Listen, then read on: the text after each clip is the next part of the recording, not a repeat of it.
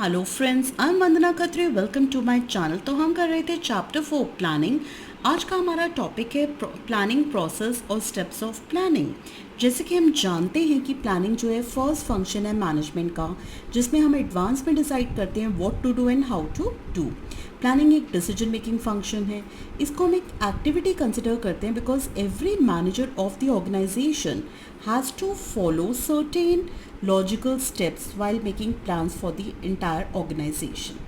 तो जो ये लॉजिकल स्टेप्स हैं इनको हम बोलते हैं स्टेप्स ऑफ प्लानिंग, जिसका आज हम डिस्कशन करेंगे इस वीडियो में। The first step of planning is setting objectives.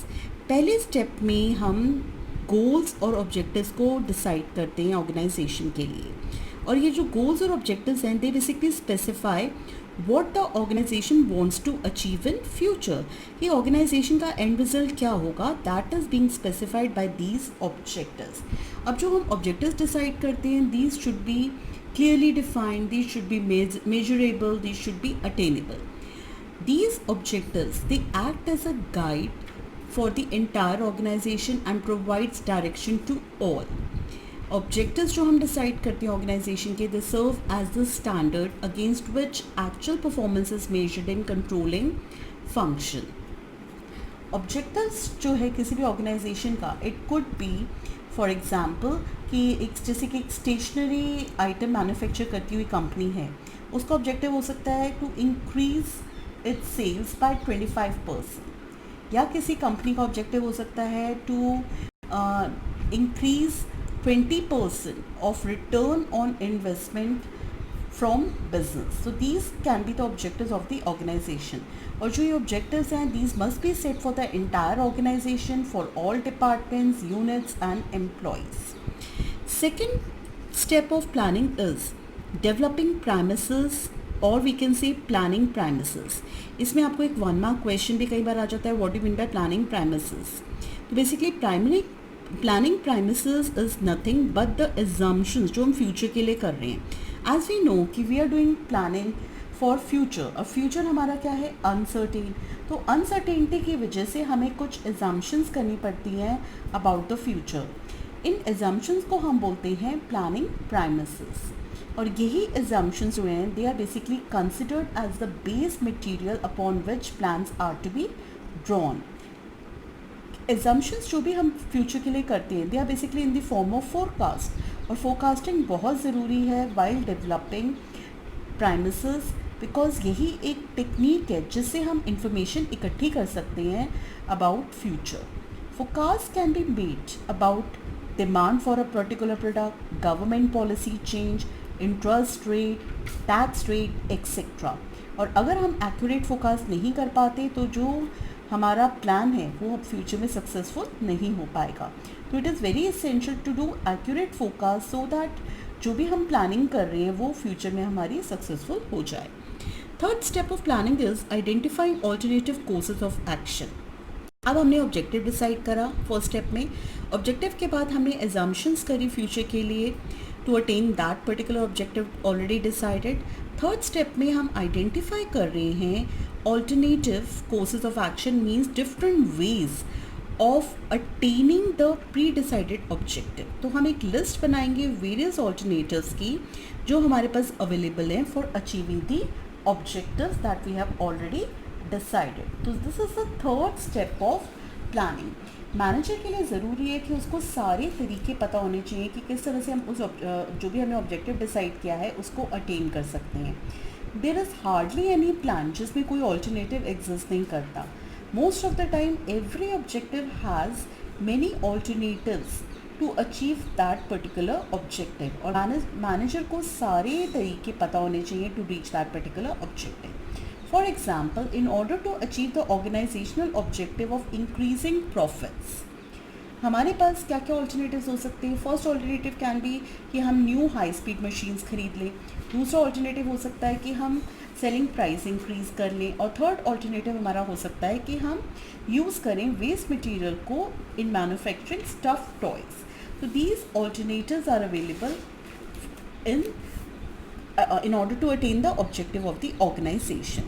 Fourth step of planning is evaluation of different alternative. अब हमने लिस्ट बना ली जो जो हमारे पास ऑल्टरनेटिव अवेलेबल हैं to attain the objective. Now fourth step में हम क्या करेंगे, इवैल्यूएट करेंगे इन ऑल्टरनेटिव्स को एक एक करके. That is we will weigh the pros and cons of each alternative. Pros and cons means हम उनकी पॉजिटिव और नेगेटिव एस्पेक्ट्स को कंसिडर करेंगे कि कितने पॉजिटिव और कितनी उनमें नेगेटिव एस्पेक्ट्स हैं हर एक ऑल्टरनेटिव में. That we will be now noticing that. तो ये इवैल्यूएट करते हैं हम in the light of the objective जो हमें अटेन करना है. ऑल्टरनेटिव्स को इवैल्यूएट करेंगे हम in terms of their feasibility and consequences. Next step is selecting an alternative. Now we have to select the best alternative and then only we can implement that alternative as an ideal plan.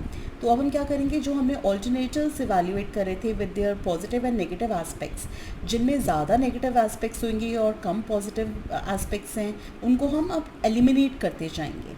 And then we will be selecting the best alternative जिसमें हमारे पास ज़्यादा positive aspects हैं, least negative aspects हैं. और यही real point है हमारा decision making का. जो बेस्ट प्लान है वो हम अडॉप्ट करेंगे, उसी को हम इम्प्लीमेंट करेंगे एज आइडियल प्लान. और आइडियल प्लान कैसा होना चाहिए, it should be most feasible, profitable and with least negative consequences. उसी प्लान को हम सिलेक्ट करते हैं as ideal plan. For example, अगर हम वेस्ट मटेरियल को यूज़ करेंगे इन मैन्युफैक्चरिंग स्टफ टॉयज़, तो ये हमारे पास बेस्ट सोल्यूशन है फॉर इंक्रीजिंग प्रॉफिट्स.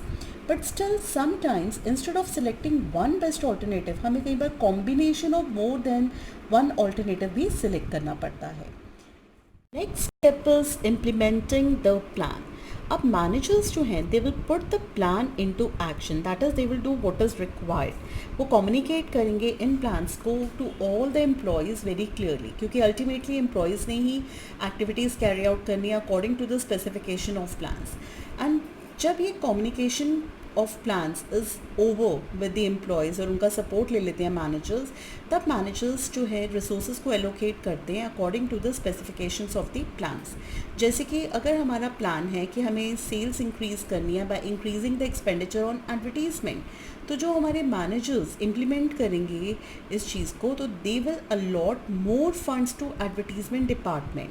वो सिलेक्ट करेंगे better media, they will hire advertising agency etcetera.